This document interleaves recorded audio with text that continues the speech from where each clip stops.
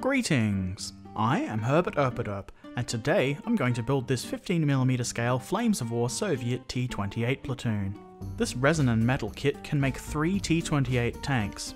We can see the back of the box has some historical information, a platoon diagram, and an example of a painted model. Let's have a quick look at the included parts. The resin hulls and turrets are fairly nice and well cast, though not as crisp as I'd like in some areas like the grills on the engine deck. Not bad though. There is no recess included for magnetization, and no magnets are included. The tracks are pretty decent as far as metal tracks go. They've got a bit of track detail and they don't need too much cleanup. These machine guns were included for some reason. There are crew figures, which as usual I won't be using. This is the short barrel gun. I didn't show it properly because I'm a dingus. This is the longer main gun that I'll be using. It's not too bad. The two hatches are fairly decent. Here's something I found annoying. These gun turrets. The guns are all bent except for one, which was missing entirely. Fixable, but irritating. And these tiny bits are the machine guns for the side of the turret. And more of those random machine guns. Now to begin the construction, starting of course with magnetization. Simply drill out appropriate sized holes in the hulls and turrets, and then glue your magnets in with superglue. Be sure to align your magnets' polarity correctly or you'll have tanks that repel their turrets. You probably don't want that. Now to attach the tracks. I had to file these boxes down in order to get the tracks to sit at an appropriate height. I also filed the track parts to get a better fit. They didn't need a lot of cleanup, so it wasn't long before I could glue them into place. Be sure you align the edges of the turret holes correctly or you'll have trouble when you put the turrets in. Next we can deal with those forward turrets. You can gently bend the guns back into shape.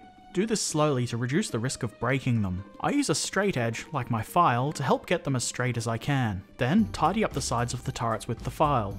If you do happen to break a gun, or they come broken, you can make your own guns with pinning rod. Start by filing down any remains of the original gun. Then drill a hole in the center of the former gun's location. Then glue in some pinning rod.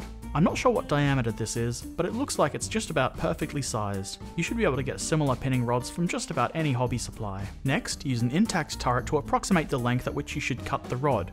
Then, snip it off. File the end smooth and it should look fine. Now the turrets can be glued into place. Placing the turrets is fairly straightforward. You could of course magnetize these as well as the main turret, but I don't see the need for the extra effort. It looks to me as though the kit included 6 right-hand side turrets, rather than 3 of each left and right, which is a bit annoying, but not really a huge deal to me. Now we can move on to the main turret. This is the longer 76mm main gun that I've chosen to use. It didn't need a lot of cleanup, just some gentle filing, and then it can be glued into place. Next we add this gun to the side of the turret. It's tiny and quite fiddly to try and clean up with the file, but if you're careful it can be done. I can see why there are a few of these included in the box. Then, the hatches can be glued into the turret. They didn't need much cleanup at all, which is always nice. Be sure to place the round hatch correctly with the hinge towards the rear. That's it. Tank's complete. Overall, I'm happy enough with this kit. It's not the best offering from Battlefront that I've seen, but it's not awful. I think the most annoying thing about it was the forward turrets and them bent and missing guns. They should really make the guns a separate part. Other than that, the assembly was straightforward and didn't take a lot of time. No assembly guide is available on flamesofwar.com at the time of recording.